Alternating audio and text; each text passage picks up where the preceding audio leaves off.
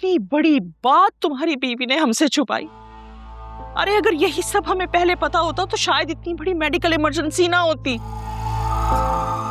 मेरा दिल तो कांप उठा है, मेरी तो रूह ही निकल गई है। मम्मी उसे लगा कि हम सबको बाबा की बीमारी का पहले से इल्म है, और मुझे ये लगा कि आलिया एक पढ़ी लिखी समझदार लड़की है। मुझे उससे इस बेवकूफी की उम्मीद नहीं थी। भाई अगर मुझसे बात करने में कोई यार था तो तुमसे तो कर लेती।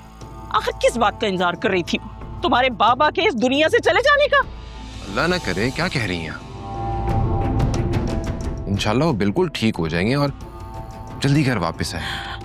मेरा दिल तो अभी तक तेज तेज धड़क रहा है। काश आलिया हमें पहले बता देती तो ये नौबत ना आती। वैसे बेटा प्लीज मुझसे वादा करो, तुम अपने बाबा को कुछ नहीं होने दोगे। ठीक ठाक उनको चलते कदमों वापस घर लेकर आओगे। मम्मी मैं आपसे वादा करता हूँ, मैं बाबा को कुछ नहीं होने दूंगा। आप प्लीज रोना तो बंद करें ना। अरे तुम्हारे बाबा की बीमारी से ज्यादा तो मुझे बेखबरी पे रोना आ रहा है। काश हमें पता चल जाता, काश बता देती आलिया हमें, काश। मैं आलिया से बात करूँ। अब उसे बात करने की कोई जरूरत नहीं है। वैसे भी अब फायदा क्या है? और फिर हयात कौन सा उसके कोई सगे वालिद है कि उसे उनके दुख का एहसास हो। खामखा हमारे लिए बदगुमानी आएगी उसके दिल में। मम्मी ये क्या बात कर दी आपने? आलिया अब इस घर का हिस्सा है। इस घर के दुख दर्द अब उसके भी दुख दर्द हैं। बस भाई देख लो, जो भी करो तो समझ के करना।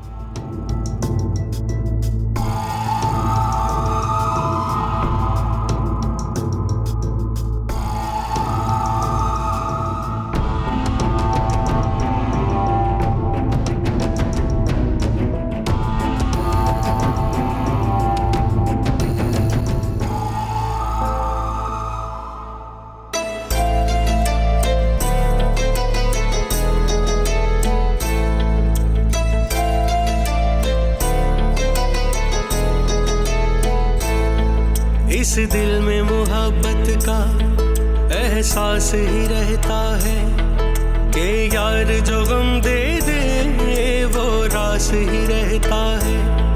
ये मिलना बिछड़ना तो बस खेल है किस्मत का, कोई दूर भी जाके दिल के पास ही रहता है।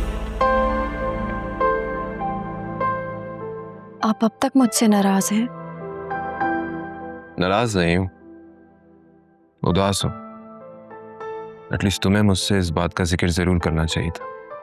मुझे क्या पता था कि अंकल ने इतनी बड़ी बात सबसे छुपाई है। बाबा ऐसे ही है आलिया,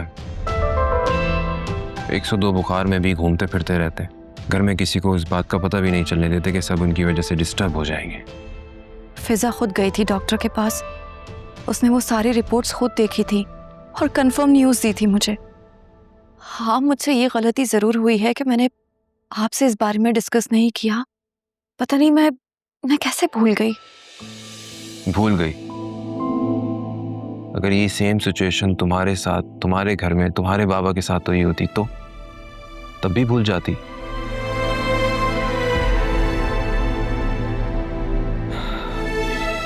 देखो आलिया, ये घर अब तुम्हारा भी है।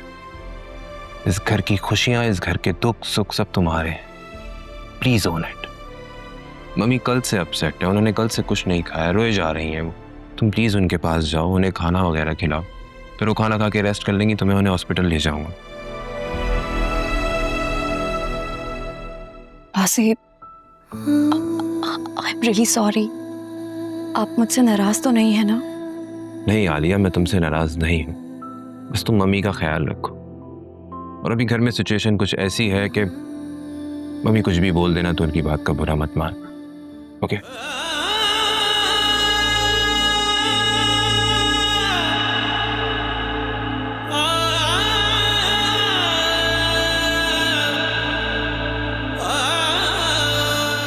और हाँ आलिया, किचन भी देख लेना प्लीज। एक्चुअली मेड ने आज छुट्टी कर ली है और जुनैरा सुबह से किचन में ही है, चोट वोट ना लग जाए उसे। हाँ जी।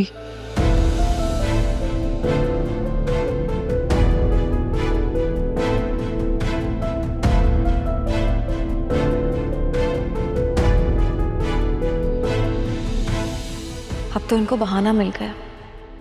हालिया अब तुम्हारी खैर नहीं है।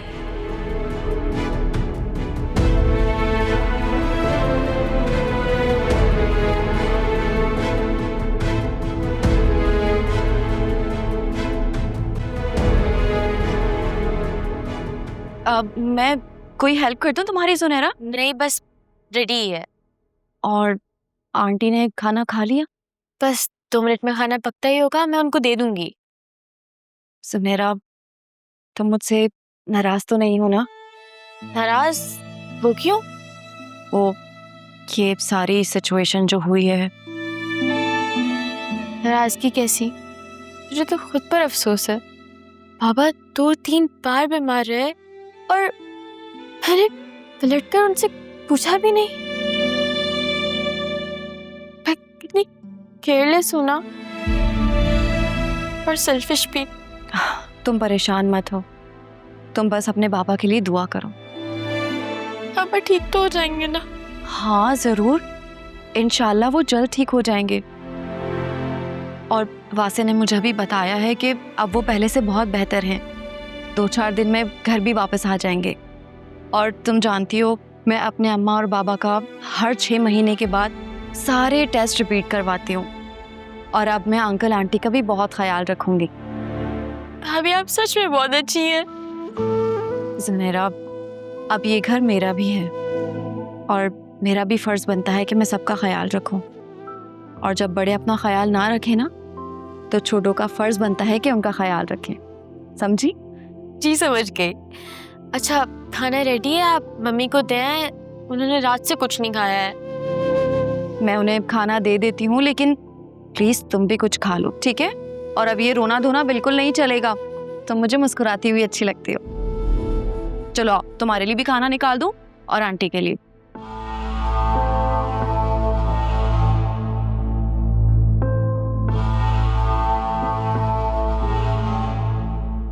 अच्छा सुनो, मैं तुम्हें थोड़ी देर में फोन करती हूँ।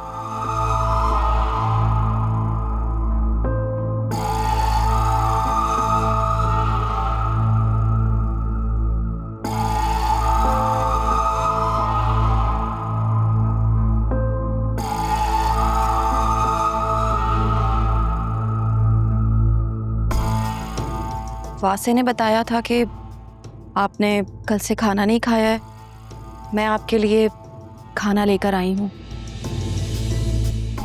प्लीज खाना खा लीजिए। खाने में जहर तो नहीं डाल दिया? जहर? और मैं ऐसा क्यों करूंगी? तो तुम ही बताओ। ससुर को मारने की कोशिश तो तुमने कर ली, अब यकीनन मेरी बारी होगी। शौहर की तबीयत का ख्याल रखना बीवी की जिम्मेदारी होती है।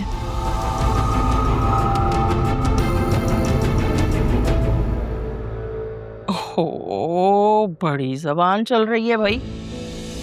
शादी को चंद दिन नहीं हुए तुम्हारे और तुम मुझे मेरी जिम्मेदारियां गिनवाने लगी हो। मैंने सिर्फ आपकी बात का जवाब दिया है आपको। तो अब तुम मुझे बताओगी कि मैं एक अच्छी बीवी नहीं हूं? मैंने ऐसा कुछ नहीं कहा। आप प्लीज खाना खा लीजिए, उसके बाद हॉस्पिटल भी जाना है। सुना है वासे का जिस लड़की के साथ अफेयर था उसकी डाइवोर्स हो गई है। जरा नजर रखना।